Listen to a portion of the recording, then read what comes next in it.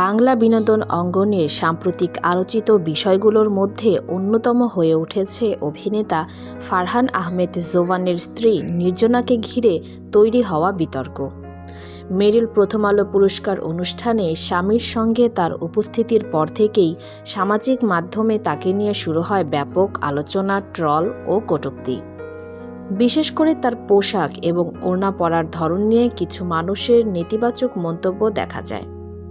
শুরুতে বিষয়টি অনলাইনের সমালোচনার মধ্যে সীমাবদ্ধ থাকলেও সময়ের সঙ্গে সঙ্গে এর প্রভাব পড়তে শুরু করে নির্জনার ব্যক্তিগত জীবনেও। ঘনিষ্ঠদের মতে, সামাজিক মাধ্যমে চলমান এই ট্রল ও অপমানজনক মন্তব্যের কারণে মানসিকভাবে ভীষণ চাপে পড়েছেন তিনি। শুধু অনলাইনে নয়, বাস্তব জীবনেও এই পরিস্থিতির নেতিবাচক প্রভাব পড়ছে বলে জানা গেছে। পরিস্থিতি ক্রমশ জটিল হয়ে ওঠায় এবার কঠোর পদক্ষেপ নিয়েছেন নির্জনা।